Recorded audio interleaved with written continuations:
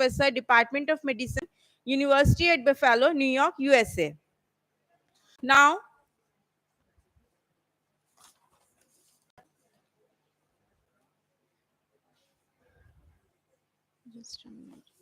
I would like to invite and welcome our chairperson of this session, Dr. Govind Gupta sir.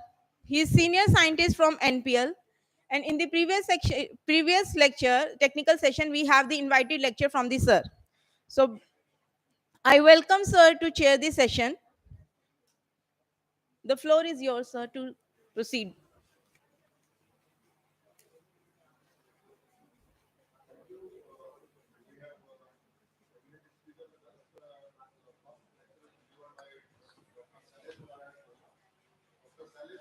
Currently working as a senior principal scientist in CSR National Physical Laboratory, as well as professor of Academy of Scientific Innovative Research. He did his PhD from Indian Association of for the Cultivation of Science, Kolkata, and later he moved to do postdoc at University of Barcelona.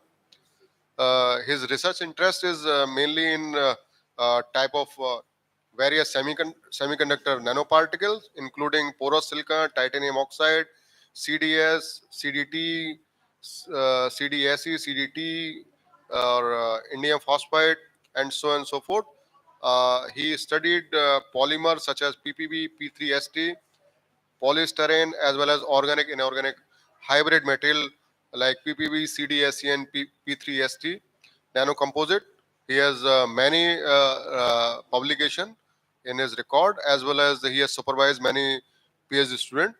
So I would like to invite Dr. Salesh Sharma to deliver the talk.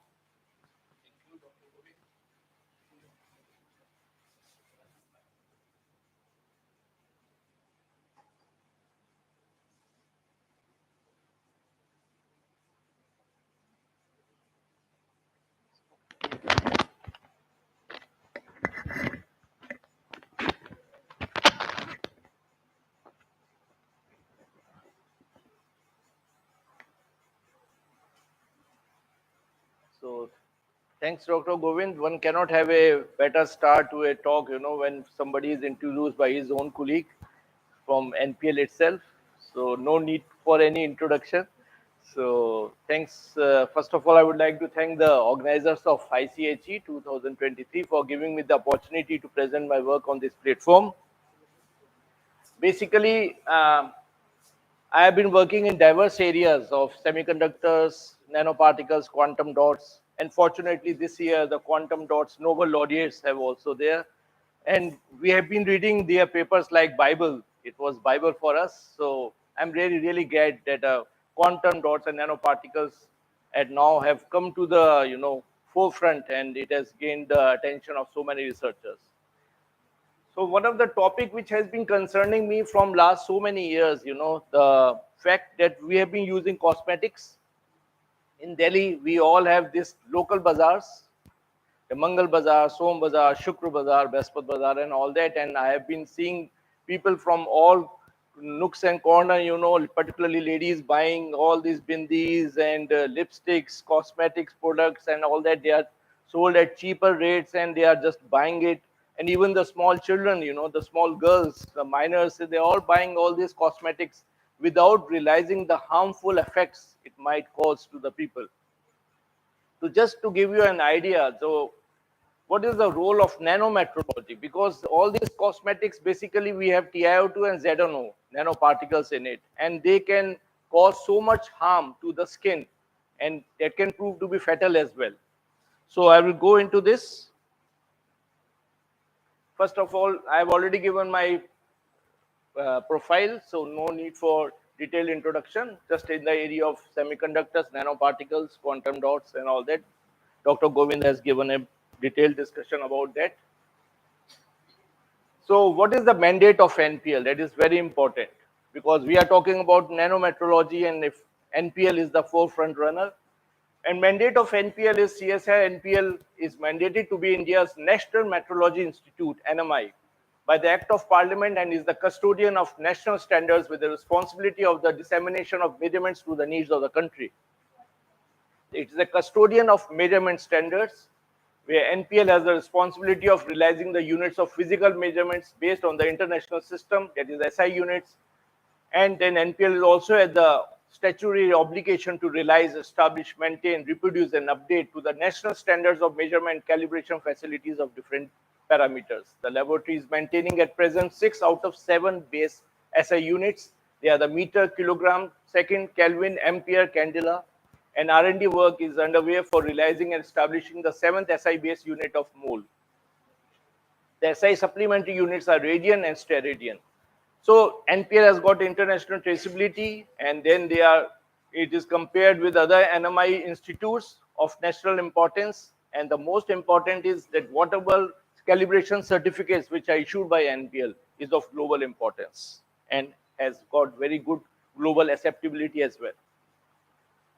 So coming back to the topic of TiO2 and ZNO in cosmetics, we know typically I have chosen today the topic as sunscreens. So sunscreens basically are used to provide protection against the adverse effects of ultraviolet UVB rays for the wavelengths which spans from 290 to 320 nanometer, and the UVA rays, which is from 320 to 400 nanometer radiation. Titanium dioxide and zinc oxide minerals are frequently employed in sunscreens as inorganic physical sun blockers. Now, TiO2 is more effective in UVB burning rays and ZNO in the UVA aging rays. So, as you can see, if you have the absorbance versus wavelength plot for both TiO2 and ZNO nanoparticles, basically in this region, TiO2 nanoparticles is there for the sun burning effect, and aging effect, to prevent aging effect, ZNO nanoparticles is there. So if we have both in the sunscreen, both TiO2 and ZNO, combo of both the minerals, then it can effectively provide a very good, against the UV rays protection can be done in the sunscreens. But the problem is that in order to solve the cosmetic drawback of these opaque sunscreens, now we have, as you keep on decreasing the particle size of TiO2 and ZNO, then the transparency will increase more and more. So people now, earlier it used to be opaque type of nanoparticles when you used to apply for the sunscreens, but now it has become more transparent, so it is not visible. Otherwise you will have the whitening effect on the skin, which people won't like. So in order to have the acceptability of the sunscreens, it is becoming more and more transparent, but at the cost of what? You are decreasing the particle size, and at the same time when you are decreasing the particle size, then because of this photocatalysis effect, these small particles will penetrate into the skin, and when they are, using it as a sunscreen, then because of sun, the photocatalysis effect will take place, which will increase the production of free radicals, and these free radicals are very harmful to the skin, which can prove to be very carcinogenic. Skin cancers is the major problem for the sun bathers, in foreign countries. In India, we always have so much of, heat is there and warmth is there. There is no need for typically sun bath. But in foreign countries, people go for sun baths, they relish sun baths, and then there the problem lies. They always go for the higher sun protection factor sunscreens, which have higher values. But these sun protection factor values are misleading. The higher the sun protection factor, the more time they will tend to spend in the sun bath, and that will be proved to be very dangerous, because this SPF, the sun protection factors, are highly dubious values. This I will discuss in details. What are the approaches to counter the risk of nanoparticle sunscreens? Now, conventional sun protection products, including the physical sun blockers, are mostly on oil and water oil emulsions or emulsified dispersion of particles like TiO2 and ZNO. Now, it has been demonstrated that sunscreen TiO2 particles, they penetrate deeper into human skin from an oily rather than from an aqueous dispersion. The sunscreen formulation should incorporate UV blocking minerals well dispersed to the aqueous phase. So once it is in the aqueous phase, then the penetration depth will decrease as compared to the oil based. If it is a micron sized nanoparticles, no problem at all, because micron sized particles in larger size won't have that photocatalytic effect so readily. But if you have small nanoparticles of the order of few nanometers, right from 10 to 100 nanometer, then this photocatalysis effect is quite severe. So you have to prevent the small size nanoparticles. Then comes the replacement of micro size TiO2 and ZNO particles by nanoparticles ensures the cosmetically desired sunscreen transparency, but at the expense of broad UVA protection. Utilization of micro and nano size, that is from 220 to 200 nanometer ZNO dispersed with nano size of 20 to 35 nanometer TiO2 particles may improve this situation.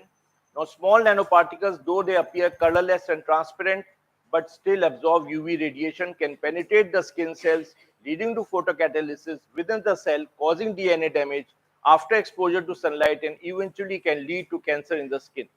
So in that case, toxicity studies are a must.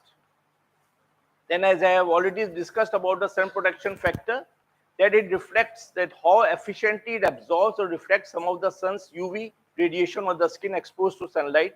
Basically, SPF is a measure of protection against the mainly UVB rays, the ones that are cause sunburn. The higher the SPF number, the greater is the protection. Now, SPF numbers can range from as low as 2 and as high as 60. And for typical Indian summers, the sun protection factor, which is 15 to 30. Now, sunscreen with SPF higher than 25 cannot be realized without the usage of TiO2. So you can have ZNO nanoparticles in the sunscreens, but when you want to have a higher sun protection factor, you have to use TiO2 nanoparticles of smaller size. And that is the problem. Once you use TiO2 nanoparticles of very small size, then the chances of photocatalysis is quite severe. So what are the different benchmark parameters of sunscreen for overall efficiency and acceptability? First is the whitening effect, the UV protection effect. It brightens up the skin tone, it evens out the skin tone, lightens spots, lightens pimple and acne scares, leaves skin looking radiant, does not clog the pores, does not dry out the skin, has long-lasting moisturizing effect, skin feels comfortable all day, non-irritating to skin, suitability for daily use, and suitable for summer and winter. So they are the different contents, benchmark parameters, which dictates the quality of the sunscreen. That is the water content, the pH content, the total fatty substance, the heavy metal. Heavy metal is strictly prohibited, particularly the presence of all this lead and arsenic and mercury. Then the microbial contents, basically. So all these are very important parameters which have to be taken into account. Then the packaging. Packaging is very important for the sunscreen lotions. For packaging quality, the criteria adopted is to type and quality of the packaging material, the recyclability information, guidelines and possibility, the tamper-proof seals of packaging, and the deceptive packaging. Then the marking. Now, the marking of the sunscreen is very important. So when you label the sunscreen, you don't get the complete information. What you should have: the name and type of cream, the manufacturer's address, net weight quantity, batch number or lot number in codes or otherwise, the month and year of manufacturing, expiry date or best before, storage conditions, if any, which may affect the cream quality, the list of ingredients in the descending order, standard, eco mark, if any, instructions for recyclability and packaging materials, directions for use and precautions, sun protection factor values, MRP, and all the brands have provided relevant information as per Indian standard requirements and also from the consumer's point of view.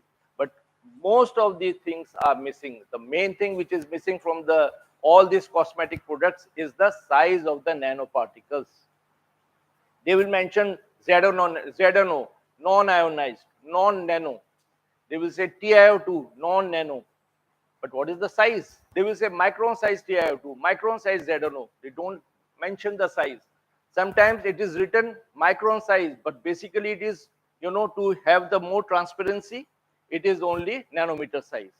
So the customers are, they fall into the trap of these companies, the reputed companies. They fall into the trap of these companies and they are forced to buy these cosmetic products, and it's a great danger to the health as well.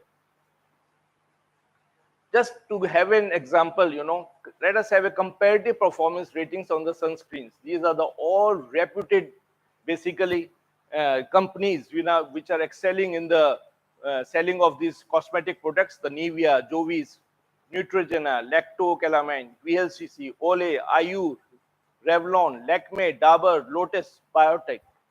All these are very important companies, the branded companies, and how their performances are evaluated. There are different test parameters on the basis of their performance.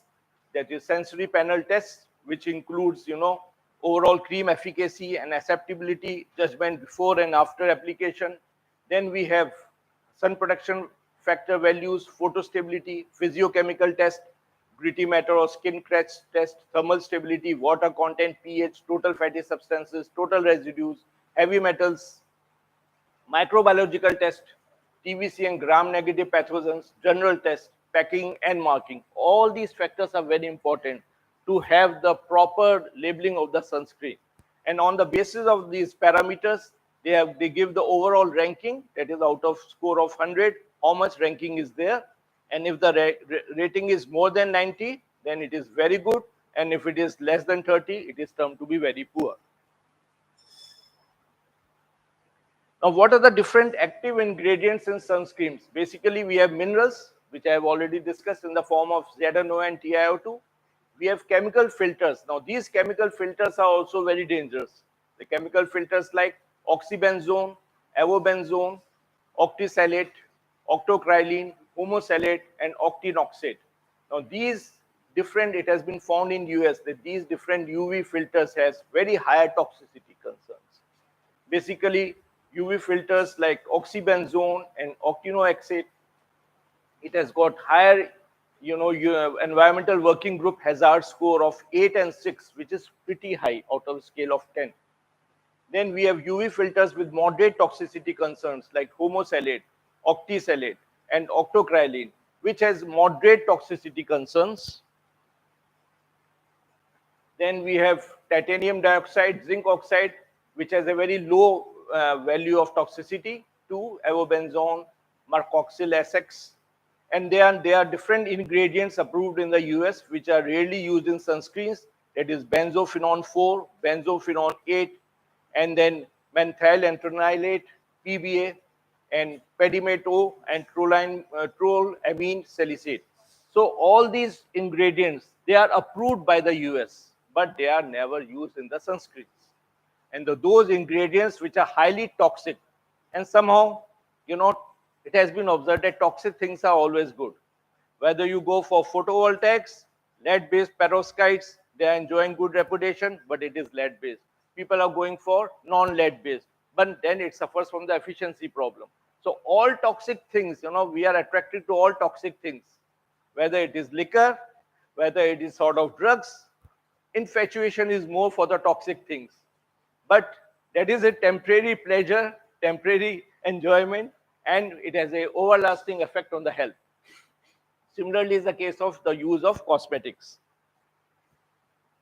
Now, currently the European Union Scientific Committee on Consumer Safety, SCCS, considers that it is safe to use TiO2 nanoparticles as a UV filter at a concentration up to 25% in sunscreens.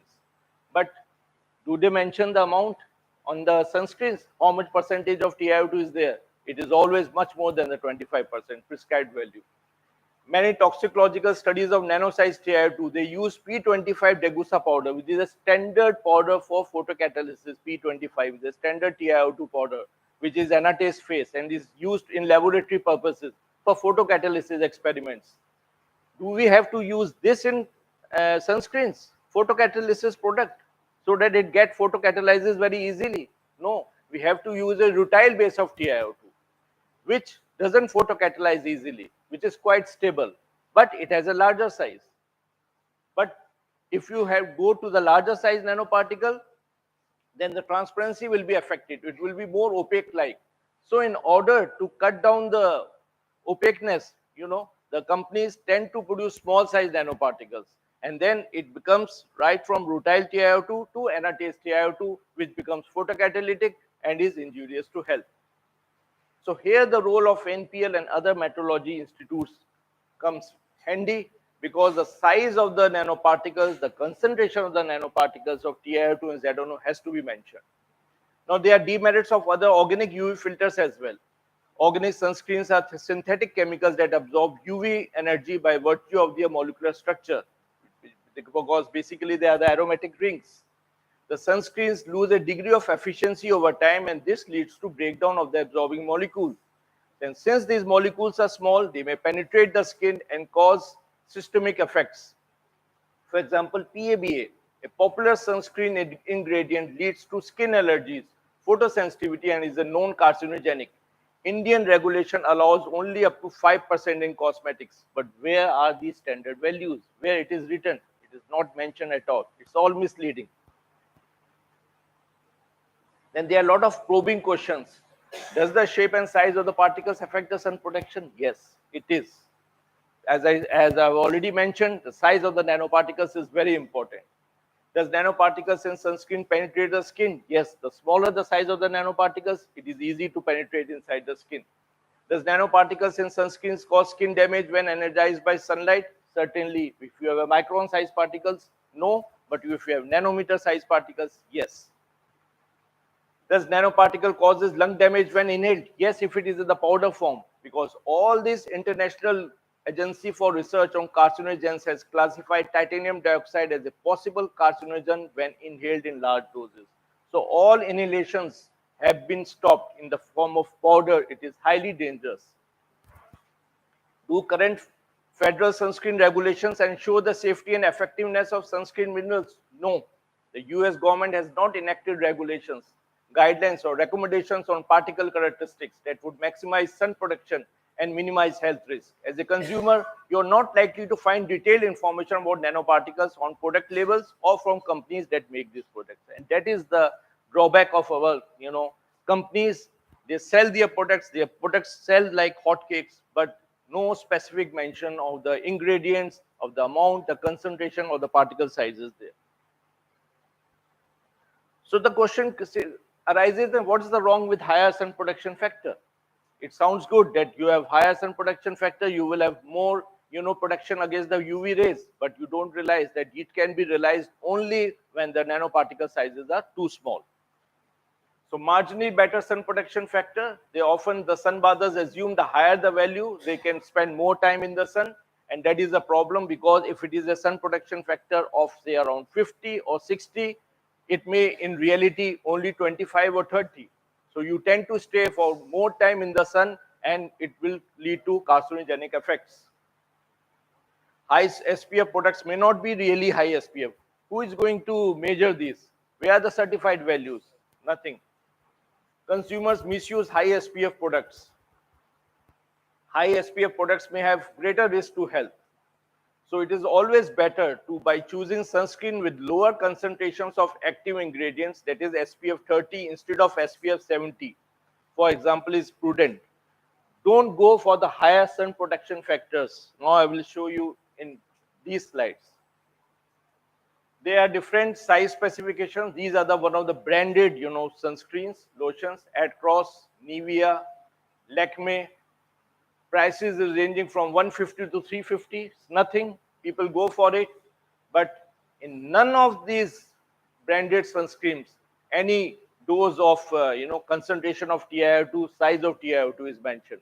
And these items are selling like hotcakes. And that is the problem. They are cheaper. 150 to 350 is nothing.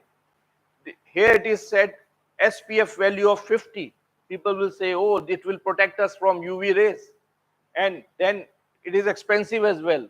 So there is a tendency of the consumer to buy the expensive products because they think the quality wise it is good.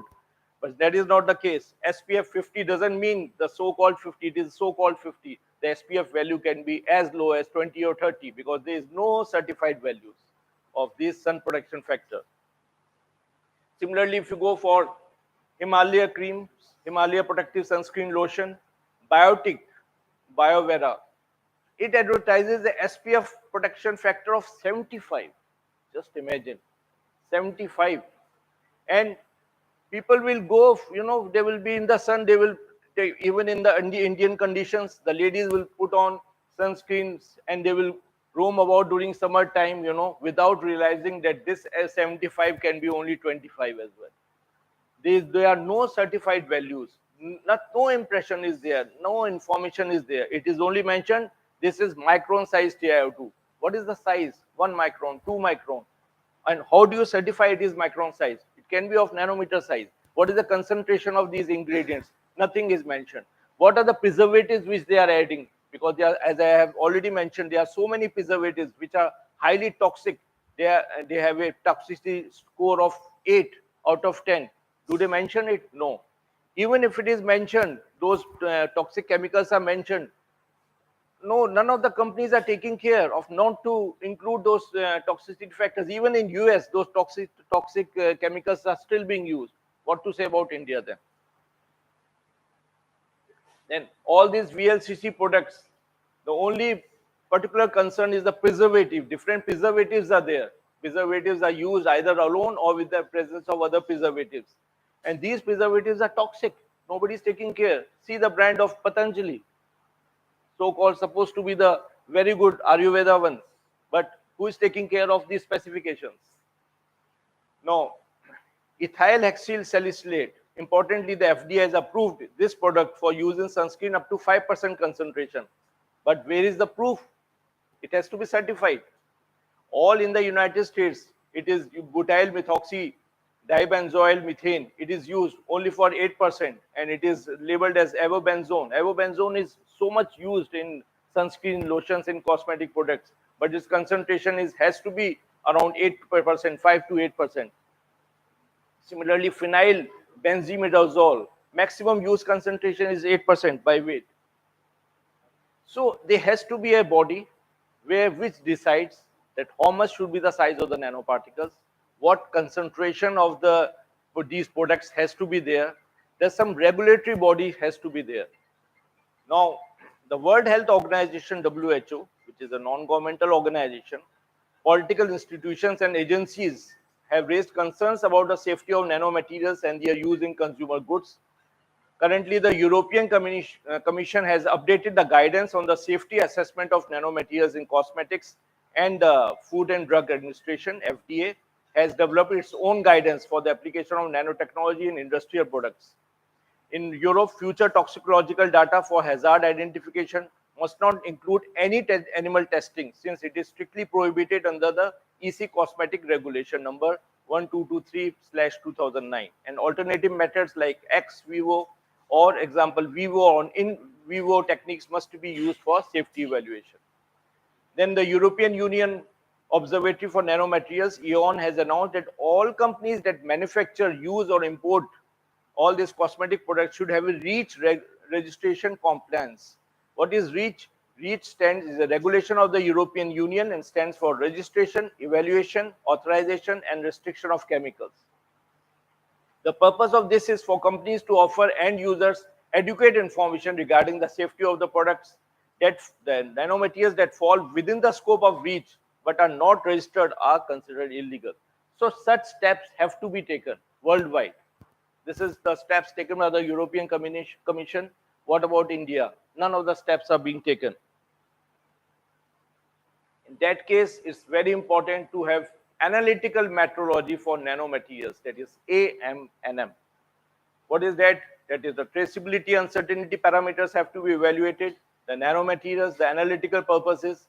So we know metrology is a measurement of science and is supported by the traceability uncertainty principles. Particularly in the chemical analytical field, the results must be as close to reality as possible, which is the traceability, with the corresponding and established variability, which is the uncertainty.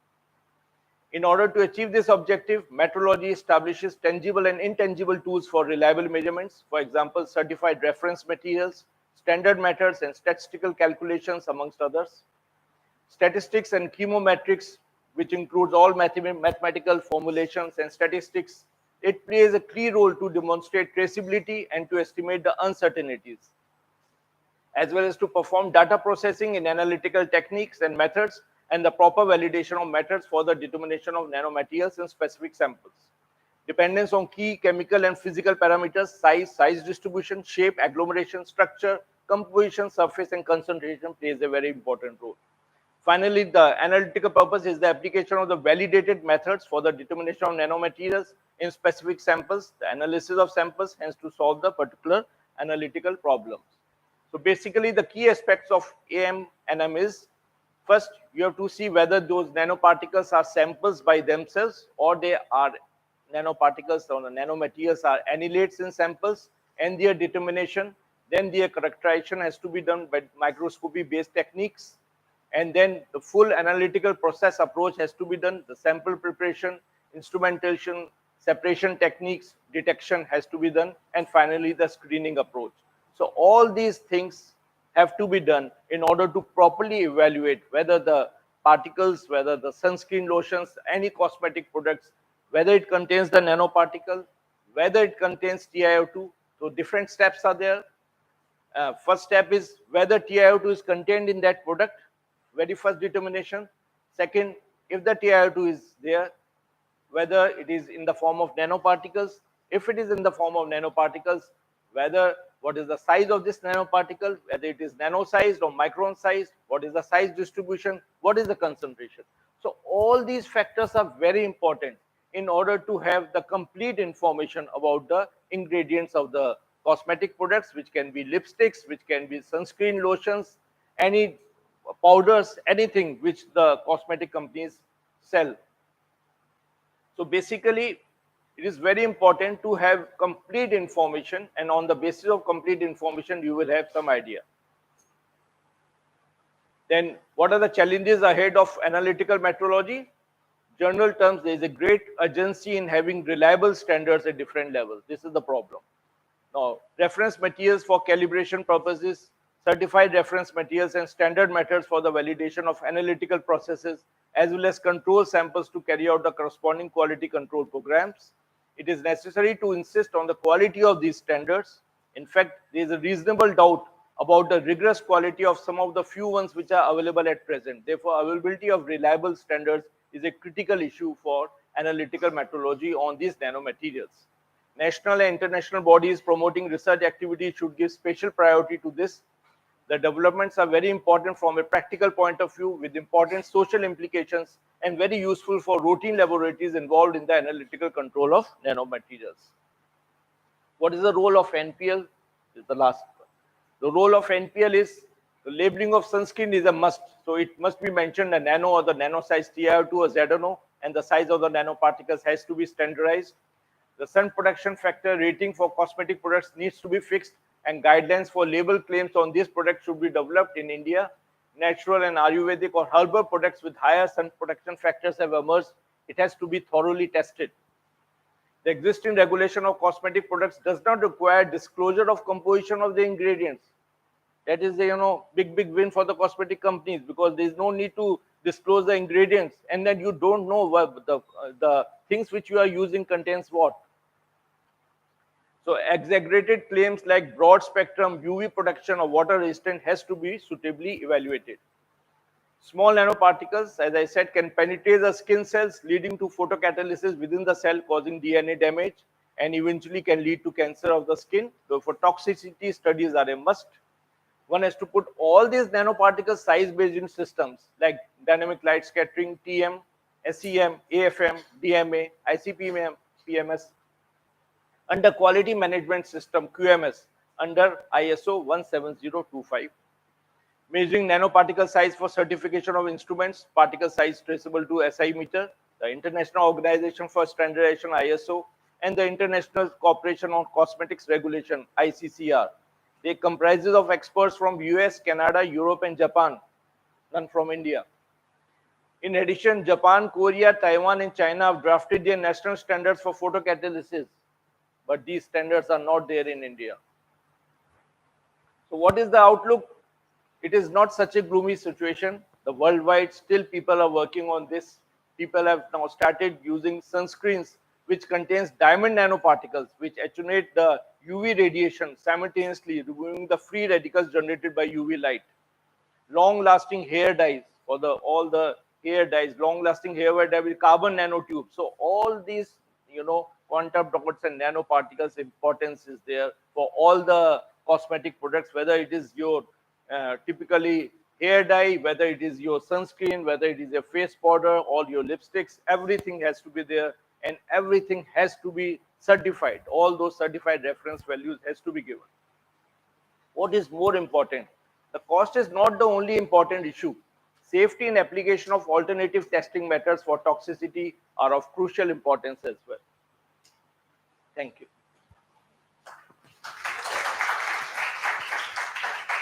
Okay, the floor is open for the questions. Yes. Thank you.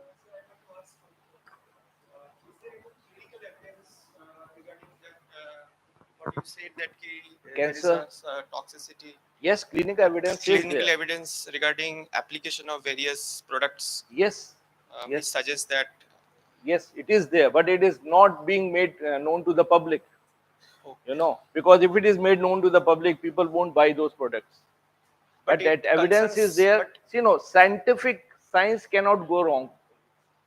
it's, Science cannot go wrong if it is a micron-sized TiO2 nanoparticle or zinc oxide micron-sized. It won't undergo the process of photocatalysis. That is a standard thing. But if it is a nanoparticle size, ranging from 10 nanometer to 100 nanometer, the sizes are not mentioned clearly, and it is written on the top micron sized, and it consists of, and it is transparent. Or a micron sized TiO2 can be made transparent. It cannot be made transparent. Opacity will come into play, but then it will have a whitening effect, like chalk-like effect. So people tend to make it more transparent. At what cost? By reducing the particle size, so that it is has a general acceptance. Consumers will have general acceptance. Oh, it is highly transparent. It is not visible. Daughters will say, "Mama, आपने cream लगाई, पता ही नहीं लग रहा." They appreciate that. That is the problem, but they don't realize the harmful effects of that. so it has long-term effects. Long-term effects and instant. The moment you go out in the sun, it as I said, P25 Degussa powder, TiO2 standard powder is used for cosmetic products, which is highly disturbing. When the product which you are using for laboratory purposes, you are using it in cosmetic products. You want photocatalysis for laboratory purposes. It means you want photocatalysis on the cosmetic products. And these facts are not known to the people. People are not aware of it. And these products are made so cheaper. That's why I started with, when my talk, I said on this point, all these Thursday markets, Monday markets, Tuesday markets, please don't buy all those cosmetic and health products from there. All girl students, I request them. Thank you, Dr. Salesh. It's such a wonderful talk, and it's really, I really get engrossed in this. But I have a couple of observations and queries. Yes. First of all, Indian skin is really blessed by God. We have a good number of melanin pigments. So it's really advised to use a sunscreen for Indian skin? Probably No. not. Only under extreme conditions. If you go to sea Exactly. beach, when the UV are very, very high, sea Yes. beaches or high altitude. So in normal course, in my family also, my wife or less apply a sunscreen. I hardly apply a sunscreen. So It's not- probably yes. you wouldn't need a sunscreen most of the time. That is one Sunscreens, thing. sir, if you go to the south, in south the sun is so intense. People use sunscreens to go on a beach, Yeah. because they will use sunscreens, otherwise you get tanning. But we already have a melanin pigments with us. Yeah, so but- that is a natural sunscreen we are blessed with. But all the people doesn't know these facts. All I would say, the people who are staying in villages, the rural areas, only few learned people have this knowledge. Yeah. But what about the rest of the masses? Yeah. We don't. And second thing is, I think there's a lot of gaps as far as the regulatory aspects is concerned, because we are really coming with a substandard products in the market. And Exactly. even then they pose that they are very, very good quality, but as you say, that they won't specify about the size, products, and all these things. Exactly. And third thing I really want to know is that there's, because titanium oxide and zinc oxide, what you were talking, they're very, very harmful for the skin as they generate the free radicals. So you may not be harmed by the UV rays, but you will be harmed because of free radicals. Exactly. But Exactly. is that there is some work, or people are working on some herbal products which are rather safer for the skin? Yes, as I said, there are certain herbal products, but in the longer run, they degrade with time. Okay. Because okay. of constant exposure, sort of photo bleaching takes place. Okay. And Okay. that is not, because all these aromatic compounds, when they form photo bleaching, they become small molecules, And once they become very small, they penetrate inside the skin and play havoc with the system. Okay. That is the problem. Okay. Okay. Thank you. Thank you. It's really fantastic. Okay. Thank you well. Any other question from the student side? Yeah. Thank you, sir, for nice talk. Sir, I have the query regarding the titanium dioxide. You are telling that titanium rutile form is safe Yes. as compared to, but Yes. the any product contains rutile, whatever the product available as a sunscreen, because rutile at high temperature, the titanium dioxide anatase convert to rutile. Yes. So for that, your cost also will be increased. Increase. You Yeah. know, I knew this was coming. And Yes. so it's good you have come up with this question. I have, in my observation, there is no need to make it rutile from anatase phase by heating it at a higher temperature. There is another way of making it from anatase to rutile. That I cannot disclose it here. Okay. Okay, but there is a way by some sort of doping you can make it. I have already trying to have a patent on that. Right. By means of doping, you can make from anatase to rutile without heating it. Without increasing the particle size, you can still convert the anatase phase into rutile phase without playing with the particle size. So you will have transparency, you Right, will have sir. small nanoparticle size, but no photocatalysis. No photocatalysis. We want the absorption of UV light, not the catalysis reaction. Exactly. Yeah. Exactly. Photocatalysis is very harmful because this free radical generation. Free radical That is generation. the problem for the skin Yes, sir. cancer. Yes, sir. Okay. Thank you, sir. Okay. Any other question? Okay. If no more question, so let us thank Dr. Sailesh Sharma for Thank such you. a wonderful talk. Thank you.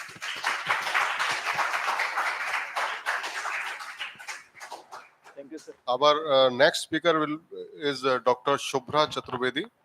Dr. Shubhra is presently working as Scientist F at INMAS, DRDO. She has completed a master in chemistry from IIT Delhi and followed by her PhD from BHU and in Mass. Her research work is on the development of novel radio pharmaceutical and for pharmaceuticals for application in oncology and neuroimaging at all the three levels: theoretical design, organic synthesis, in vitro and in vivo bioevaluation of novel ligands, core competence in computer-based drug design method, organic synthesis in vivo methods based on cytotoxicity assay and nuclear imaging technique. She is a member of many scientific societies like Society for Nuclear Medicine, Indian Chemical Society, Indian Society of Nanomedicine, and American Chemical Society. She has supervised many PhD students as well as a number of publications in her record. So I would invite Dr. Chaturvedi to deliver her talk.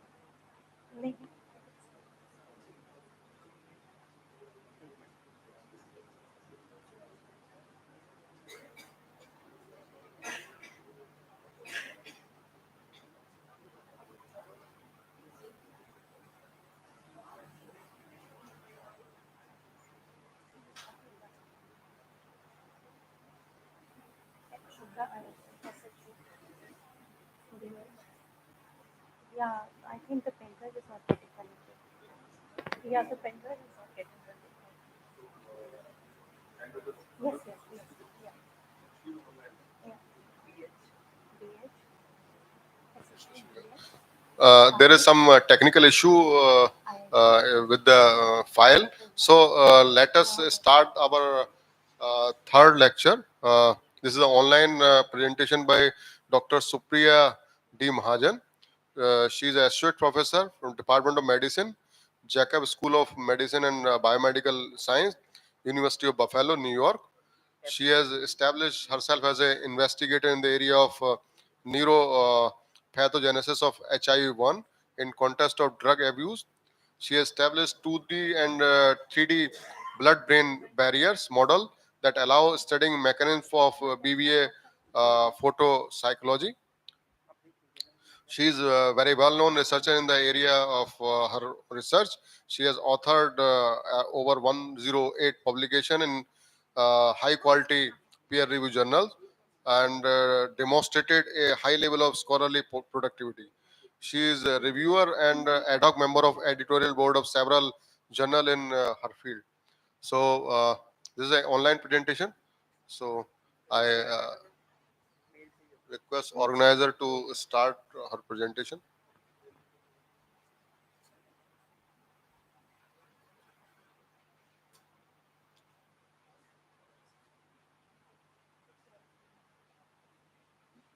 इसमें लगा के देखना। हाँ।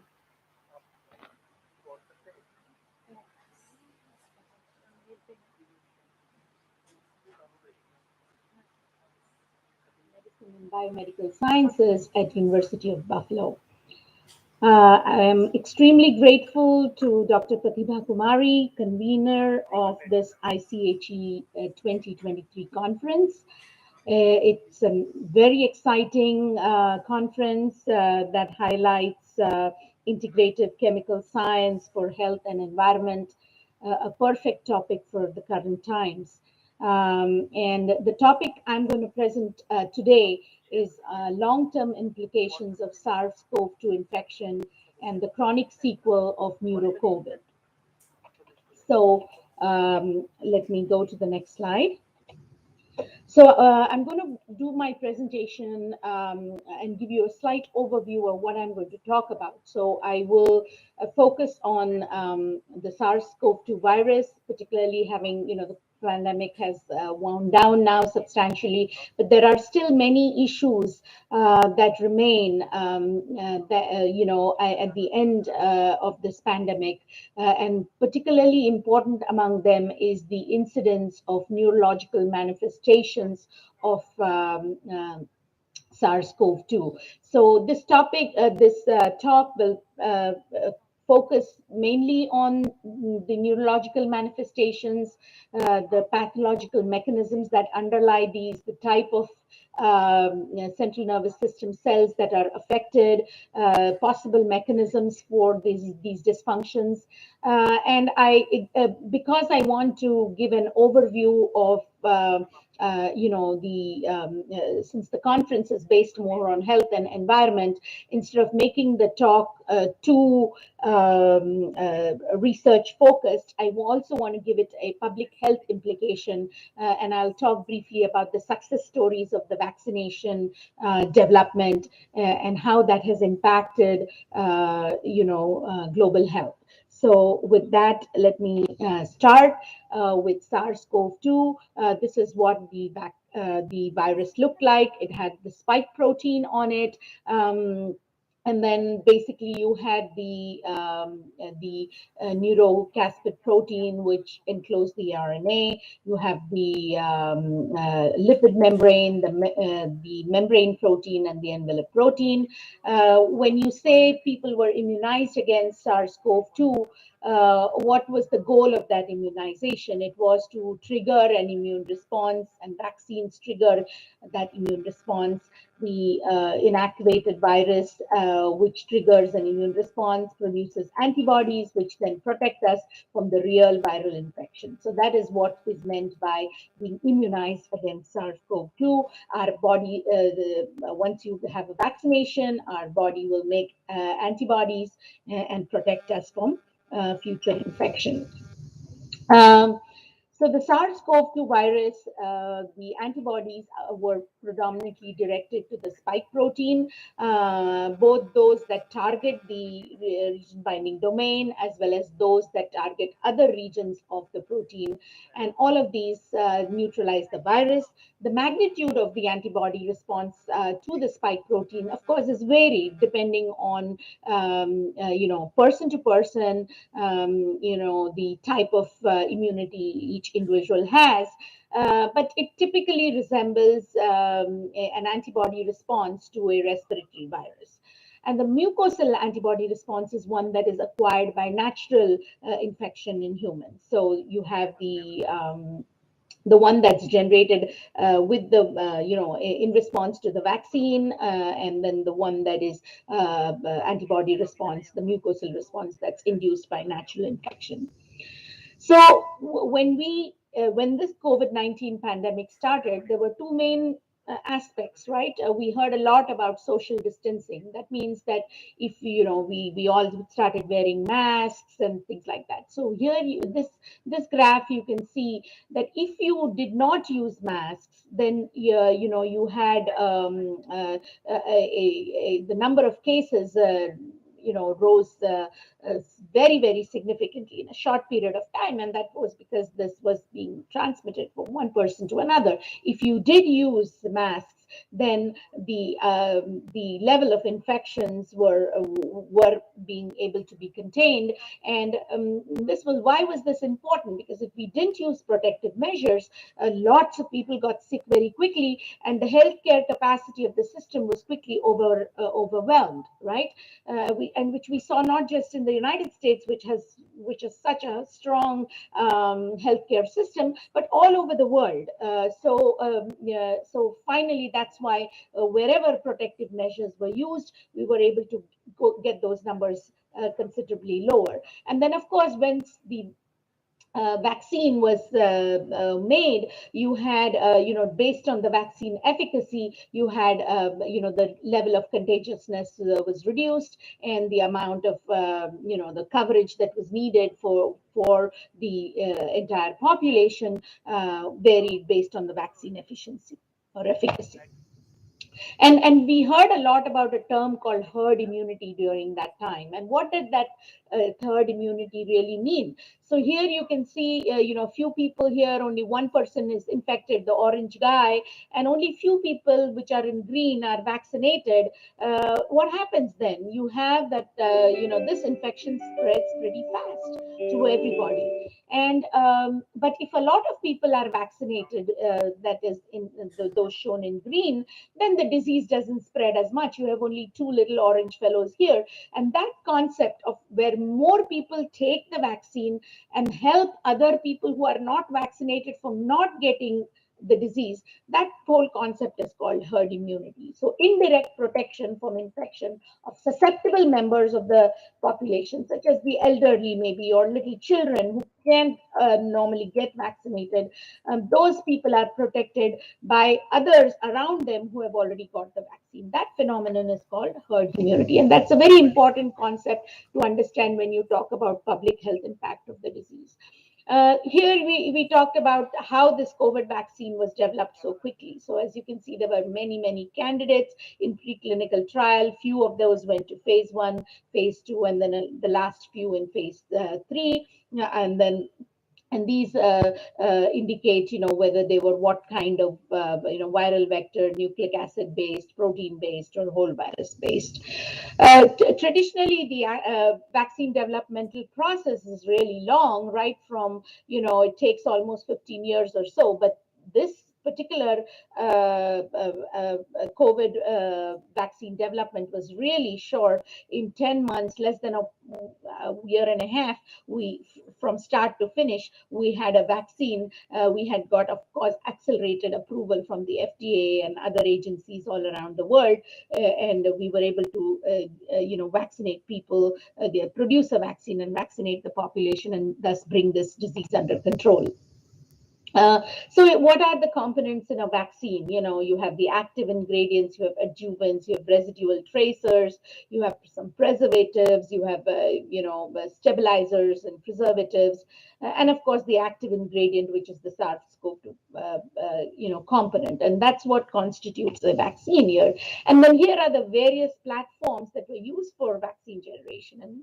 And as you can see, these, the spike protein, the inactivated vaccines, the live attenuated, which is one of the success stories we had here. The Serum Institute of India produced the vaccines that was made from a live attenuated virus. Then you had the recombinant spike protein based viruses. You had the replication component vector viruses. And then you had the other success story from India, which was made by Bharat BioNTech, which was the one that was Covivax, which was given to many people in India. And that was the inactivated virus vaccine. And then you had the DNA vaccine and RNA vaccines, mRNA vaccines that were manufactured. And here is the Covaxin, the India's first indigenous COVID-19 vaccine. And it was really phenomenal that it was developed in record time. It had almost 77.8% vaccine efficacy against symptomatic COVID, 93.4% efficacy against severe symptomatic COVID, and 63% protection against asymptomatic COVID. So this is a phenomenal vaccine created in a short time, a real cap in the feather for India. Then, of course, all the issues that are related to, COVID vaccine distribution, COVID vaccination development took a large amount of money, and then once it was made, all the supply and logistics of transporting all over the world, every country faced these key issues of vaccine distribution. Again, there was the vaccine hesitancy, so this communication and trust between providers and people, and then the cost of covering the vaccine. Now, were people able to afford it? Was the government able to give it free or under a subsidized rate? And so the governments, all governments, whether federal, state, local governments, played a very important role in dispersing this vaccine all over the country, whether it was in different parts of the world or in the United States. Most of them face similar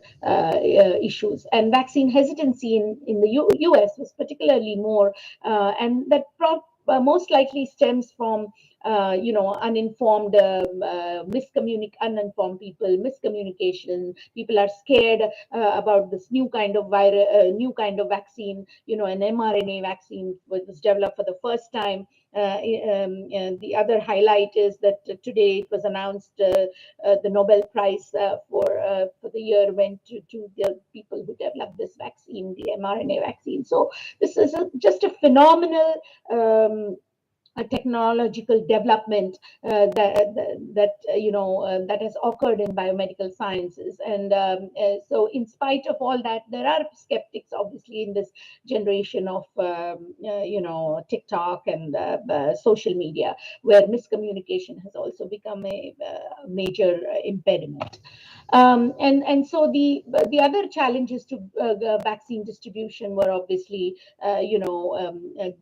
disparities, between rich nations and poor nations. And so for that reason, there was a organization called Gavi, which was in which the partners were, of course, WHO, UNICEF, World Bank, Bill and Melinda Gates Foundation, all of which played a big role in ensuring that nobody is left behind. All the governments who didn't have the resources were given some amount of vaccines for free. Yeah, and important, of course, sovereign governments played an important role, private sector, corporate partners, academia, advocacy groups, NGOs, faith-based organizations, vaccine manufacturers. All these people played an important role and understood and rose to the challenge, that this pandemic brought this whole world under.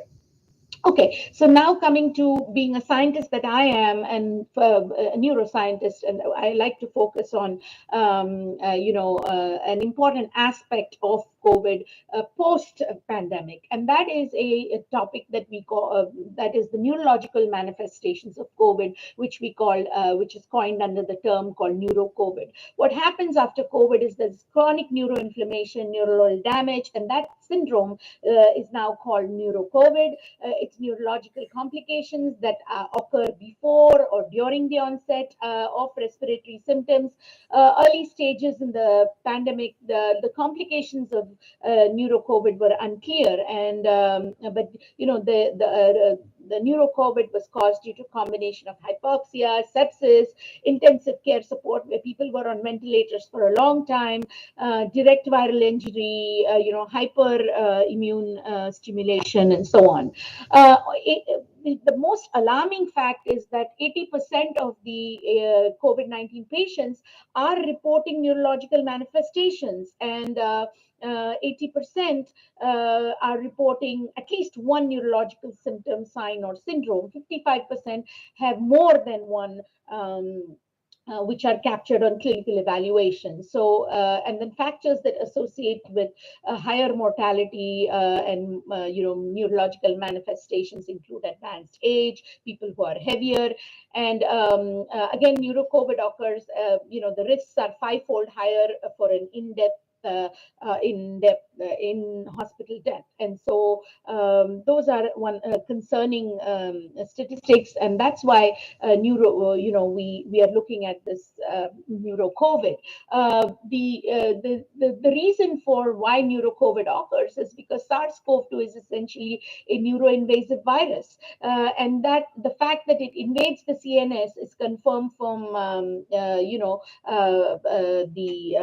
electron micrographs that confirm the presence of this virus in various cells of the CNS, neurons, microglia, astrocytes, pericytes, and also neural infection can be prevented by blocking the ACE2 receptor that's present on the surface of any of these cells. So, the SARS-CoV-2 virus was isolated from brain tissue from patients who died of this disease. So, therefore, neuroinvasion of this virus occurs real early when a person gets COVID. And then the various pathological mechanisms that underlie this neurological manifestation is hypoxia, sepsis, but cytokine storm and systemic inflammation are one of the major issues that underlie these neurological manifestations. I just want to quickly share a couple slides of data from my lab. This shows we have shown, and this is all now public, older data from 2021, where we have shown that SARS-CoV-2 affects BBB integrity. You can see that the spike protein and the heat inactivated SARS-CoV-2 increases the BBB permeability, and the virus enters the CNS.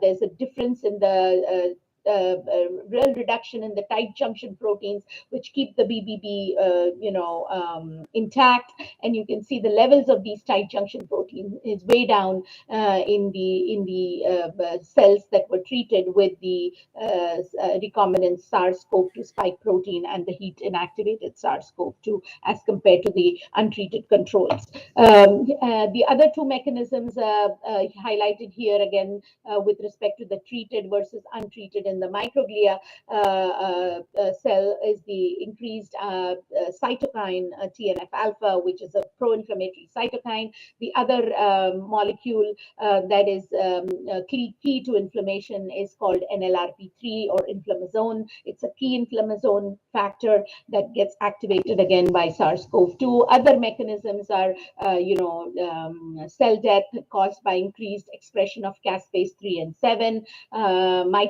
mitochondrial dysfunction, as shown here by increased microglial activation, mitochondrial activation, and also increased reactive oxygen species production. Uh, and the long-term COVID syndrome in these patients include brain fog, headache, loss of smell, increased depression, blurred vision, and increased tinnitus. So all these are indications of neuro-COVID in patients who have been affected with COVID, but are not completely, completely scot-free. In India, most of the COVID-19 CNS associated dysfunctions were described in 43% of those people who got COVID got stroke, 23% got encephalopathy, Guillain-Barré syndrome was seen in 10%, and there was a large number of people who got COVID associated mucormycosis, which is a fungal infection, and had the CNS involvement in COVID-associated mucormycosis was really high. It was attributed to indiscriminate use of corticosteroids, hyperglycemia, increased diabetes, uncontrolled, impaired immunity, cytokine storm, indiscriminate use of antibiotics, high intake of zinc, prolonged hospital stays, and use of industrial oxygen. So all these, there was a significant amount of death in patients who acquired COVID-19 associated mucormycosis. So this is, and this was kind of unique to the Indian situation. This post-sequel of SARS-CoV-2 infection, you can see that there was high prevalence of this post-acute sequel of SARS-CoV-2, and it's called PASC. And you see elevated levels of anxiety, depression, fatigue, sleep disturbance, and pain, and in general, a reduced quality of life and this is represented in all these indices here. So this clearly shows that, even though people have recovered from SARS-CoV-2 infection, acute infection, there is some level of post-acute sequel that continues to occur in this group of patients. And so, as what we want to know is, can there be some novel neuro-COVID therapeutics? And many of these currently used drugs that are being used, this whole group here targets NLRP, inflammasome activation. Dexamethasone was a very common drug that is given still to reduce systemic inflammation. There are these two drugs are given to contain the cytokine storm. But ultimately, in spite of all these, you do see some level of blood-brain barrier dysfunction and infiltration of the SARS-CoV-2 into the CNS and resulting neurological symptoms. So there is no acute no one neuro-COVID therapy. It has to be attacked from different perspectives, different aspects, whether you use therapeutics against the cytokine, against pro-inflammatory cytokines, or systemic inflammation, or targeted inflammasome activation. So to summarize here, vaccine development helped contain the COVID-19 pandemic. You had, it was clear that the SARS-CoV-2 continues to cause significant neurological symptoms, especially in people who are not vaccinated. You have, and SARS-CoV-2 can cause direct or indirect damage to brain cells. You have significant level of brain dysfunction, BBB dysfunction, that leads to SARS-CoV-2 entering the CNS. In the CNS, the SARS-CoV-2 can also reduce blood flow into the brain and impair neurological function. Immune dysfunction occurs and contributes to neurological disorders ranging from memory impairment to psychosis. And as we saw, there were so many issues that can cause neurological dysfunction, and it's hard to pinpoint one single mechanism that can be attributed to the neuro-COVID syndrome. And that's why in the previous slide that I showed you, where there are a whole set of therapeutics, but there's no one single drug that can target neuro-COVID syndrome as such. So and the data that was that I highlighted from my group showed that there are various it highlighted some important mechanistic insights into how SARS-CoV-2 induced neuropathology that was associated with neuro-COVID. I want to acknowledge my group, Dr. Stanley Schwartz, Jessica Reynolds, Dr. Alan Keel, and much of this work was done by a very talented doctoral student, Eric Lowe. And then, of course, I thank you for your attention. None of the work can be done without funding from NIH, which I was happy to receive for this work. And like I said, the COVID pandemic has come to an end, but symptoms from and neurological disorders continue to be there. So we've got to watch out for them, and there is always going to be this tug of war. Between new therapies that are needed for addressing COVID-19, as well as the virus that gets, variants that come across and continue to, emerge as time goes by. But having a vaccine has put the situation in the world under control, and I'm so happy that we all have come out safely from this pandemic. And the fact that we were able to develop vaccines in record time goes to show the resilience in the world. So we can fight any pandemic that comes across. So that would be my general message to all the youngsters, that science and technology it can help us overcome any health public health issues that occur today and in the future. Thank you for your attention. Okay, so there is no question answer session for this talk. So now welcome Dr. Shubhra Chaturvedi for her presentation.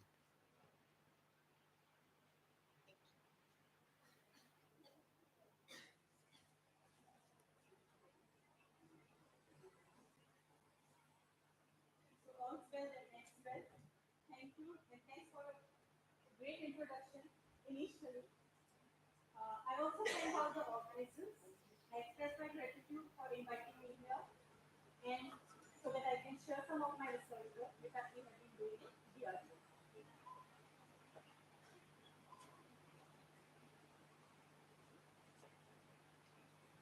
So, as I already said, I am Dr. Shubha. I work as scientist head at INMAS, which is Institute of Nuclear Medicine and Allied Sciences.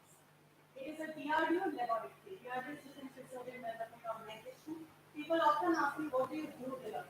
So we basically are working in the life sciences cluster, and what we do is we try to improve the soldiers' performance by giving them good medical assistance.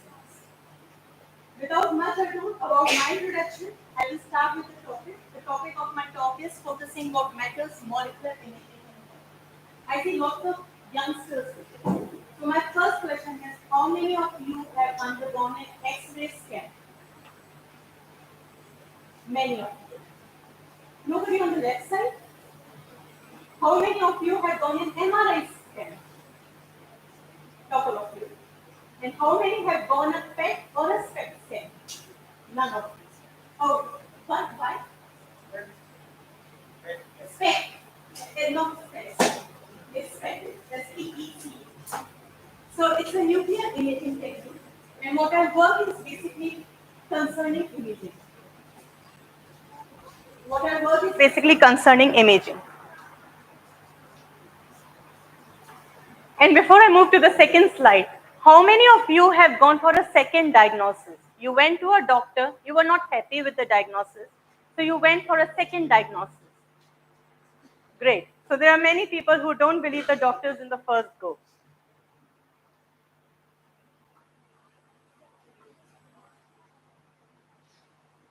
So a diagnosis, we want that the diagnosis should be correct. Any clinician as well as the patient wants that the diagnosis should be 100% proved. But there are a number of causes which can lead to a poor diagnosis. One is that your clinician is not experienced enough to find out the correct disease. And it can range from the failure to diagnose an unrelated disease, complications, to recognize the complications, and to diagnose an related disease. The other is misdiagnosis, delayed diagnosis, and missed diagnosis. Again, these can be part of an inexperienced clinician, but at the same time, these can also be a part of the lack of technological advancement. If you don't have a good technique, a diagnostic tool, then a doctor may not be able to precisely diagnose the disease. And it is no wonder that now when you go, you have a battery of tests which a clinician recommends, just to be 100% sure that whatever the treatment you will be following is good enough. What if happens the diagnosis is wrong? If the diagnosis is wrong, then this is a statistics from US. We don't have much of statistics in these fields, but according to one of the US based websites, 28% of misdiagnoses are life threatening. And there are around 12 million people in US who suffer from misdiagnosis. What a misdiagnosis leads to? It leads to unnecessary treatment. And mind you, all treatments are associated with side effects. There are harmful side effects which happen. It increases the cost of treatment. There's a physical and emotional stress on the patient as well as the caregiver, as well as in certain cases, it can even lead to death. Not only correct diagnosis is important, the time of diagnosis is also important. If the diagnosis happens very late, once the disease has acquired its full life-threatening image, then there's no point of a diagnosis. So what we want is an early diagnosis, as early as possible, even up to a point when a single cell manifests those changes which leads to a disease. If that can be predicted, then obviously the treatment can be very successful. So this is the data which has been taken from the UK. The NHS has published this data, and it clearly shows for 4 cancers: colon, rectal, ovarian, and lung cancer, the percentage of survival. This is a 5-year survival rate vis-a-vis the survival rate in late diagnosis. By late diagnosis, I mean stage 4 diagnosis. Stage 4 is when the cancer has already spread and therapeutic interventions are not so helpful. This is the stage 1 diagnosis. And in majority of the time, at least 8 to 9 patients out of 10 can be saved. Not only this, as I said, the treatment costs are also substantially reduced. So there is a treatment saving of around 24 million, 10 million, 16 million GBP. This is Great Britain pound. For lung cancer, the saving cannot be accounted for because lung cancer has a high rate of recurrence. So the survival rate even in the early stages may not be that good, but for majority of the cancers, and now including breast cancers, we have heard so many famous personalities having breast cancers and getting recovered from them. So even in those cancers, the survival rate can be very high.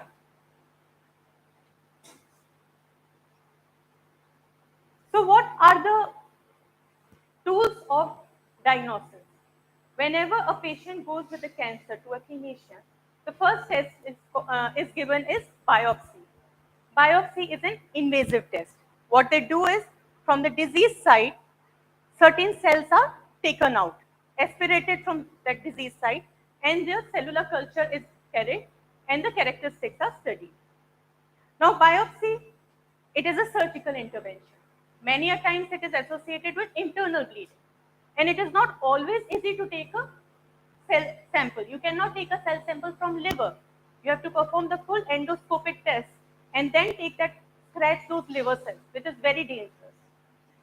So biopsy is associated, it is a cell culture assay, so it is associated with contamination, sampling error. It is a surgical procedure, so you have whatever dangers are there. It is one time point. Whenever you have taken the sample, it is for that time point. It is not that after 2 days you can again go for a biopsy. So it is a one time point test. The cost is variable, depends on the surgical procedure which is involved. It can be a lengthy, it can be a costly test. The results are delayed. Usually it takes a week for a laboratory to give a test result. And there is a delayed detection. Vis-a-vis Imaging. As you all said, majority of you have been in a machine. So if you go through a machine, it scans your body and gives you the results at the same time. You can go multiple times. But mind you, all imaging techniques also have some harmful effects. It is not 100% true. Every imaging technique has its own harmful effect. But even then, first, you can have a holistic view. You can have the entire body scan. So it is not that if you say, or if the doctor suspects that the cancer is in stomach, you can't scan lungs.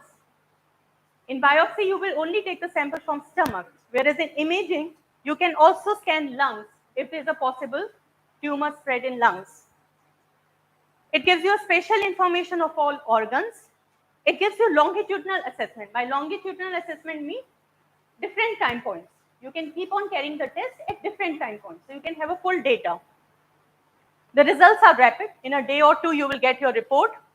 Rapid assessment of therapeutic response. Not only that, if you are on drugs, you can be assessed whether the tumor size is shrinking, is it going, or is it still there. Potential to enable personalized medication. We will come to personalized medication and early detection. As I said, these are the imaging techniques which can tell you information at the molecular level. Even when it is a stage 1 cancer or when the cancer is just starting, you can get the information at that time rather than waiting for the symptoms to develop and then go for biopsy. Apart from that, there are certain other advantages of these techniques. So what is a personalized medication? The outermost circle is basically the empirical medicines. All cancers have a very standard treatment regime. You have cisplatin, which is a chemotherapeutic drug. You have doxorubicin, again a chemotherapeutic drug. What it is doing? It is going in cancerous cells. The intake is more in the cancerous cells. They are getting killed, and that is how the body is being made free from cancer. So this is a very standard empirical drugs. Then comes their specialized drugs. These are antibodies. For example, in breast cancers, when the categorization is done, it is an interplay of three receptors: estrogen, progesterone, and HER2. So there are cancer patients who are all three positive. There are cancer patients with combinations of two positive, and there are cancer patients with none of them positive. So for a cancer patient who is non-positive, giving these therapies will not help because these cancers will not be responsive for these receptor-based treatments. Similarly are the cancer vaccines. These are totally personalized. These are person to person. They are developed using the cancer cells of the person. So one requires a personalized medication. This is more so even for other diseases. For example, depression. As ma'am earlier to this talk, she spoke about neurological conditions because of COVID. Depression, mental disorders have also come up in a big way. There are celebrities who are coming openly and talking about depression. One Indian celebrity who has spoken a lot about depression is Deepika Padukone. So she suffers from depression. What is the treatment regime for depression? There are around 5 to 7 classes of antidepressant drugs. And people are generally administered through hit and run. What works best for me may not work best for you. But everybody has to go through those stages of treatment. You have side effects. You have to bear those side effects, and even without a guarantee that these drugs will act on you. Now, if you know the population or the person's receptor profile, which receptor is overexpressed? Depression is ultimately an interplay of serotonin receptors, majorly serotonin receptors. If I know that which patient has 5-HT subclass receptor overexpression, then the drugs can be even further tailor-made for that person. And maybe it can come with a better therapeutic response. So here we come for the imaging. As I said, X-ray, ultrasound, CT, mammogram. These I have clubbed as one category. Why I have clubbed them as one category? Because these are majorly anatomical imaging. Anatomical imaging means when there is a structural change, when there is an edema, if there is a water built up, if you have a swelling, water is retained in your body, then you can use these tests. X-ray is in, it uses X-ray. It started in 1960 when Wilhelm Röntgen basically discovered X-rays. And the first X-ray scan was his wife's own hand scan. Indeed, most of the time when you will search it, you will see a hand with a ring. And that was his wife's scan. X-ray usually gives an information about bones. X-rays are opaque, bones are opaque for X-rays, and so they do not pass through and they appear as white. So these are X-rays. Ultrasound is sound waves. Ultrasound waves are sent. Mostly it looks into the water concentration, the variation of the water concentration that happens.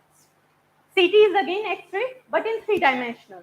So the body goes inside and all at the 360 degrees you have X-ray radiation coming out of it. Mammogram is for the breast imaging and it is also based on X. But all are anatomical. Anatomical means once the disease has set in, there are structural changes. So you can well imagine how late the detection is happening. The disease has started, it's created a havoc in your body, and then the structural changes have happened, water is being retained, and then you are having these imaging techniques which you are using. Now we come to the second set of imaging techniques, which I club as molecular imaging. So these are the techniques which can tell you the changes which are happening at the cellular or the molecular level. This is MRI, magnetic resonance imaging. I think all of you are chemists here. Most of you. Nuclear magnetic resonance, NMR. MRI is based on NMR, principles of NMR. It is just an extension of NMR. Rather than applying NMR to chemical compounds, now we are applying NMR to a human body. What we are doing is, we are again activating protons, hydrogens, and because these water molecules, so 70% of your body is water. So you have water molecules, but they're in different environments. Some are within the cell, some are with proteins, some are just free water, some are with fats. So all water molecules are in a different environment. And because they are in a different environment, they relax differently. Some relax very fast, some relax very slowly. And because the relaxation rates are different, if you put a body inside an MRI scanner, you get this type of an image. There are some which are bright, some regions which are dark. MRI acts as a bridge between anatomical and a molecular imaging. It gives you an anatomy information, but if you wanted to use as a molecular imaging technique, you can do that also. The PET and SPECT are pure molecular imaging. You put a body inside a PET or a SPECT scanner, you will not get any signal till you don't inject some specific molecule. And this molecule is radioactive. With radioactivity, I think most of you will think only of a nuclear bomb. It is not like that. Even radiation can be used for peaceful purposes. Radiation has a lot of medical use. Indeed, whenever you hear a celebrity going outside the country for treatment, it is mostly for radiation therapy. 177 lutetium. Who was the celebrity who went out? Irfan Khan, to treat his neuroendocrine tumors. So it was all about radiation therapy. So radiation, when given inside the body, it can kill cancer. So PET and SPECT are two imaging techniques which are used for radiation-based imaging. Now, why two different names? PET is basically positrons. So when you have a positron emission from a radioisotope, it is PET, and SPECT is basically gamma imaging technique. Single photon emission computed tomography. Computed tomography is always when it is a 360-degree image is being built. So this is a SPECT imaging. And then we have optical. Optical dyes, stains, which we use for molecular biology. You all would be aware with propadium iodide is one of the dyes which is used for staining DNA. So there are multiple dyes which can be used. Comasi, brilliant blue, green, all these dyes are there. But optical imaging has one problem. It does not sense the signal outside the body. So even if you are injected with an optical probe, people cannot use it for imaging because no signals will come out. So there is a tissue depth penetration limitation. However, if you have a section, histological section, where a sample of your cells has been taken and has been fixed on a slide, then you can use these dyes for imaging purposes. So that is called as an ex vivo imaging. So how do we make molecular probes? Molecular probes are basically when there is some disturbance in the body. What are the disturbances? In cancer cells, or let me go to a more closer example. So when COVID came, a drug was launched by India, and DRDO was the one who launched that drug. The drug was 2-deoxyglucose, 2-DG. 2-DG was the drug which was launched by DRDO. What is 2-DG? This is 2-DG. Don't read the fluorine 18. Other than fluorine 18 is 2-DG. And what does 2-DG do? 2-DG is recognized by these transporters. What are these transporters? These are glucose transporters, which are on our cells. So 2-DG is a mimic of glucose. So all cells will take 2-DG inside. A normal cell will also take, a cancerous cell will also take, a viral cell will also take inside 2-DG. But what is the difference? A cancer cell requires more energy. So these receptors are overexpressed in those cells. Similarly, for viral particles, they also require more energy. They are having lot of metabolism. They are replicating, so they require a lot of energy. So even those cells have higher concentration of glucose transporters. So what happens is this molecule goes inside, but it gets trapped because in your respiratory cycle, it is not recognized by hexokinase. So what is happening is this drug is going and it is getting trapped without any biological function. And wherever it will get trapped, it will show the signal if it is labeled with fluorine 18. Fluorine 18 is the radioisotope. 19 fluorine is the naturally occurring isotope of fluorine. 18 fluorine is positron emitting radioisotope. So this is called as metabolic reprogramming or trapping. And in cancer cells, this effect is known as Warburg effect. So because of the Warburg effect, there is a preferential localization of 2-DG molecules. The other thing I said was receptors. If I know what is the receptor distribution between a normal and a disease cell, then I can use that as my targeting molecule. So altered receptor. In depression, there is a high uptake, a high overexpression of 5-HT1A, 5-HT7. Both are serotonin receptors, but these are different subclasses of serotonin. So both of these receptors are overexpressed. And then there is altered physiological status or microenvironment. Now just imagine if there are cancerous cells. Cancer cells do not grow in 2D. They grow in 3D, three-dimensional. Now what about the cell which is in the innermost zone of the tumor? It is deprived of blood. It has no, now if it is deprived of blood, it has no oxygen. So it will switch to anaerobic respiration.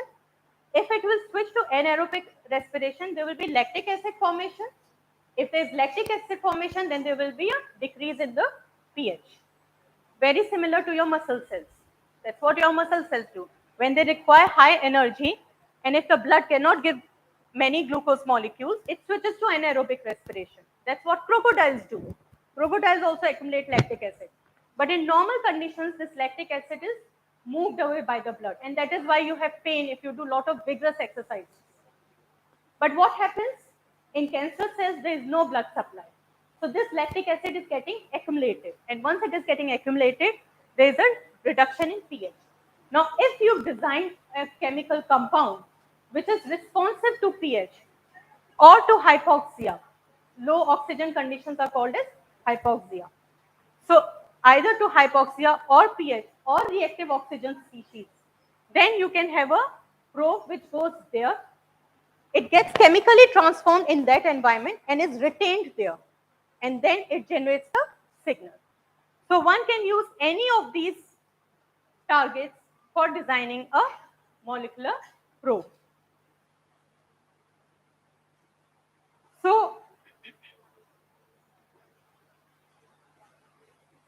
Okay, it doesn't go back. So what I will be showing you, so we have designed number of molecular probes, and what I will be showing you is one of the receptor ligand probe.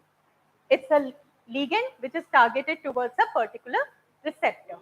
And as I said, it is for depression. So I'm targeting serotonergic system. And which subtype? 5-HT1A. So this is the subtype for which this ligand has been designed. And this ligand, my work is to show or demonstrate that this ligand will specifically go and bind with 5-HT1A. This was the work which was published in Bioorganic Chemistry, and this ligand is for MRI, magnetic resonance imaging. Now, what is the beauty of this molecule? So this is the molecule. This is the part which is specific for 5-HT1. This is the ligand for 5-HT1. It is an antagonist. What does an antagonist do? When it binds to the receptor, it reverses the work of the receptor, or it does not let it initiate a signaling transduction pathway. So this is an antagonist for 5-HT1A receptor. And this is the molecule this is the part of the molecule which is responsible for the signaling. Now you see this framework. This is a polyamino framework. Why do I require it? I could have affixed a metal ion even without this. Why do I need a macrocycle for this? Because this gadolinium, I require gadolinium for generating MRI signals, which I will show later why. But if this gadolinium gets free in your body, it goes and deposits in the nephrons. Nephrons is kidney, and it leads to kidney toxicity. Indeed, for a major period of time, gadolinium complexes were not being used for imaging because of nephrotoxicity. We have done a lot of theoretical calculations. These all are density functional theory, DFT studies, in which we have established the water molecule coordination with gadolinium. How many water molecules are getting coordinated? At what distance are they getting coordinated? And what is the relaxation time of these molecules? And this molecule, it basically acts as a switch between T1 and cis. Cis is chemical exchange saturation transfer contrast. So what happens is, at one point this generates a positive image, and if you change the sequence, then you get a negative, confirming whether your molecule is going and interacting with 5-HT1A receptors or not. We have also performed molecular modeling studies to show the interaction with the ligand. So this is gadolinium molecule, and this is how it acts as a MRI imaging agent. What it does is, we have a magnetization. The water molecules are all magnetically active and excited, and then we allow it to relax by transfer to gadolinium. Gadolinium is a paramagnetic metal ion. It is a lanthanide. It has 7 free electrons, and hence it is highly paramagnetic, and it is able to absorb the magnetization of the water molecules, relaxes them, alters the T1. T1 is the lattice relaxation, and generates a positive contrast image. This is the CEST imaging which has been carried out, and what we do is, we selectively saturate the pulse of gadolinium water molecule, and then we have a reduction in the intensity, giving a negative contrast image. This is the entire synthesis scheme of this molecule. It's a 7-step synthesis which has alkylation, deprotection, and protection, and then followed by the metal labeling. So what are the challenges which a ligand has to undergo for imaging? If you are designing a ligand for brain, it has to cross the blood-brain barrier, as ma'am also said initially. Crossing blood, out of the 95% drugs, only 5% drugs are able to cross the blood-brain barrier. So this is one of the challenges of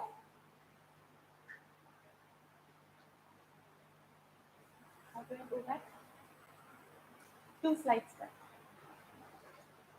So this is one of the challenges. Second challenge is structural diversity. These receptors, they exist in different structures. Some are monomeric, some are dimeric. So you have to make ligands which can address all forms of receptors. And third is the selectivity. All these receptors, especially the neurological receptors, they are very similar to each other. So you make a drug for one receptor, it starts non-specifically interacting with the second receptor.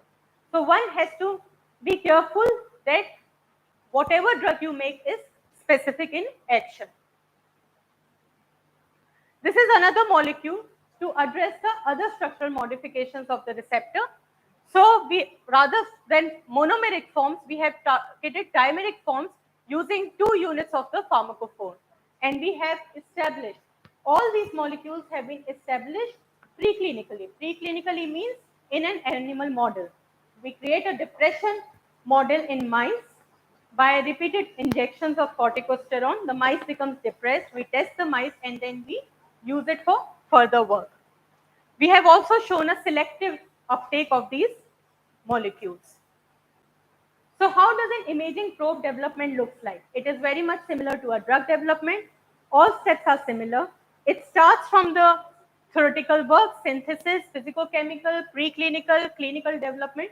All those stages are also met for an imaging probe as that for a drug development procedure.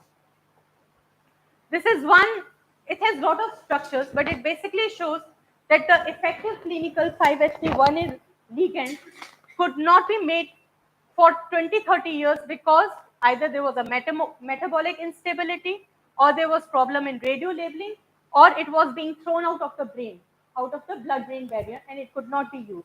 So there are multiple challenges while we are designing the imaging probe. Now, with the growing technologies, imaging probe development is not limited to small molecules. We have nanoparticles. These nanoparticles can be used. So this is one nanoparticle which is based on biomolecules. It is biocompatible, and that is why we are pursuing such type of a system. And second thing is, these nanoparticles not only are responsive for MRI, but they can also be used for PET. So multiple imaging modalities, therapy, diagnosis can be done using these applications. And apart from that, there is a growing artificial intelligence in interpreting the scans. So a lot of artificial intelligence is coming into play. Now somebody might ask, is there a market for molecular imaging? Yes. With the growing old population and growing awareness about diseases, even those diseases which were earlier just discarded as some notion, neurological disorders mostly, because earlier people would say, "Arey pagal hai ye," but now it is no, that person also needs a treatment. So whichever website you see, all websites indicate a steady increase in the molecular imaging techniques up to a point of CAGR of 5%. Somebody had, okay, that was in one. And there are increasing MRI and PET scanners across the world. So this is a scenario in 2010 versus 2023. The data has been taken from World WHO website, and there is an increasing number of PET and MRI scanners all across the world. Any discussion? So let us first thank Dr. Chaturvedi for a nice talk. And house is open for the questions. Normally for the PET or even for the MRI, there is a problem for the claustrophobic patients. So is there any provision for that? Yeah, so like INMAS itself has a wide bore machine. So the bore is made bigger. Okay. And this is one of the problems for MRI, not for PET. PET has a thinner ring, Yeah. but for MRI, once you go inside the machine, Hmm. A, there is a humming sound of magnets, Hmm. and B, the space is restricted. Yes. So patients who are huge, who are obese, do have a claustrophobia there. And this is one of the biggest problems while running an MRI scan for those people. Yes. So either they are taken in batches. There is also higher MRI machines, but they are associated with heating effects. Is there, what about the standing ones? Because now the latest technology is the standing ones as well. But they are not very popular. There They are are not standing, very- but not very popular. Okay. So basically, it is lying position. Lying position. And but from 5 Tesla, there are 7 Tesla machines also being researched upon. Okay. So that will reduce the time. Okay. And the bore is made bigger. Fine. Thank you. Any other question?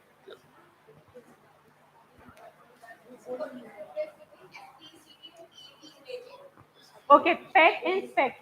So it's basically the type of radiation which is being emitted.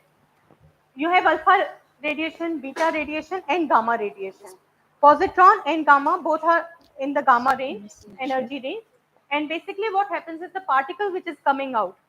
So in positrons, there's an annihilation of an electron in a beta negative particle. And then two positrons come out. So they are 180 degrees to each other, 511 keV is the energy. So that is the positron emission technique. It is basically the energy is different. Of gamma is 140 kilo electron volts. This is 511 kilo electron volts. Two particles. So ma'am किसी patient को SPCT लेना है या किसी को PET imaging, ये कैसे differentiate होता है? जैसे both are imaging techniques. Yes, but that is a better Which is sensitive better? technique. SPECT is a lesser sensitive. Sensitivity difference है. हाई रेजोल्यूशन में भी कुछ इमेजिंग का डिफरेंस आता है एसपीसीटी और पीईटी में? Not much, but both are nearly comparable. But PET is better than SPECT. PET But is then better. PET has a more radiation burden radiation bird. because its energy is 511, two particles of 511. So it has more radiation burden than SPECT. Okay. Second thing is PET requires very short-lived, not it requires, but most of the radioisotopes which are used are short-lived radioisotopes. Metallic radioisotopes are being researched upon. So what happens is you need a cyclotron for that. Thank you so much, ma'am. Thank you. Any other question? In the first stage of cancer, which technique is more preferable? MRI, PET, PET. which one? PET. PET. MRI cannot be detected cancer in the first MRI stage? is inherently insensitive as compared to PET. MRI has a sensitivity range of micro to millimolar. PET has a sensitivity range from femtomolar to micromolar. Okay. For sensitivity wise, PET is better. Yes. But for if I want to, which is safer? Safer for Spatial the patient. resolution is better in MRI, and there is no radiation burden. Okay. So there is something advantage, some disadvantage. Some advantages, some disadvantages. But if you want very early detection, then PET is a very reliable technique. Reliability. But you can't keep on subjecting the patient again to radiation burden. Achha. MRI also has a heating effect, but that is within controls. So it is called as a specific absorption rate because MRI will lead to a tissue heating. But in PET, there is a radiation. So you can't keep on subjecting a patient again and again to radiation. Radiation is more harmful than. So in PET, is there some limitation as to how much amount of radioactive substance? Yes. Yes. Is there an update in the PET Yes. experiment? Like All those regulations are governed by AERB. We have guidelines of how much radiation dose a patient can be exposed to, and even a technician can be exposed to. Okay. So, like how much a pregnant woman get a radiation, how much a person will get a radiation, and all that is standardized. standardized. And is it going to vary from instrument to instrument? Like there are many hospitals where the instrument quality is For up PET, to the there standard. is no such quality. So it does All not matter. instruments are at par. But for MRI, there is a quality. So if you have a 3 Tesla machine versus a 5 Tesla machine versus a 7 Tesla machine. That will. But 7 Tesla machines are not very common because they have a lot of heating effects. So I think they are being researched upon right now. 1 or 2 hardly worldwide. But 5 Tesla machines are in Thank you. place.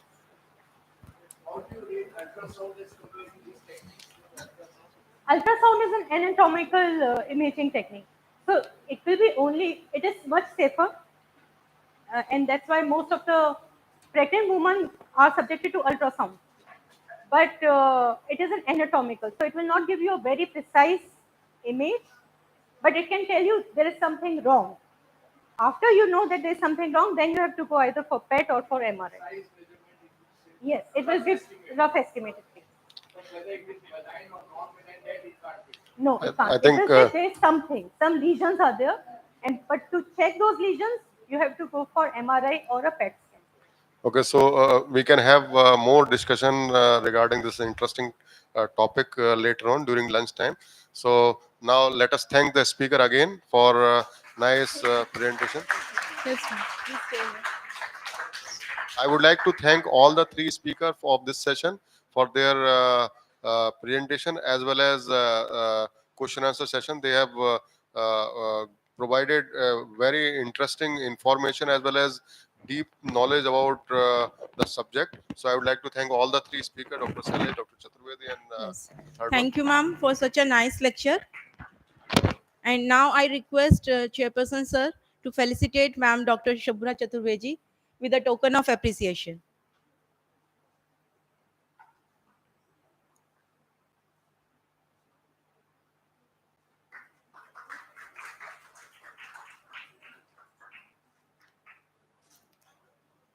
I request Sir Dr. Shailesh Narayan Mishra to please come on the dais.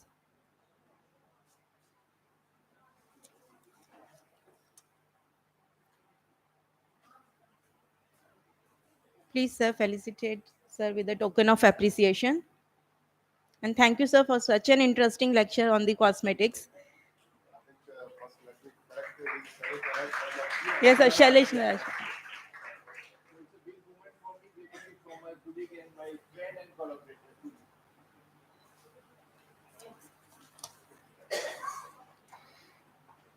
To felicitate our online speaker, Dr. Supriya D. Mahajan, I request our technical team to show the e-memento on the screen. Thank you, ma'am, for your interesting lecture. And now, as we are conclude with the last technical session of this international conference, on behalf of organizing committee of this conference, I would like to felicitate our chairperson, Sir Dr. Govind Gupta. Yes, sir. And to do the honor, I would like to invite Dr. Parul Singh Bang on the dais.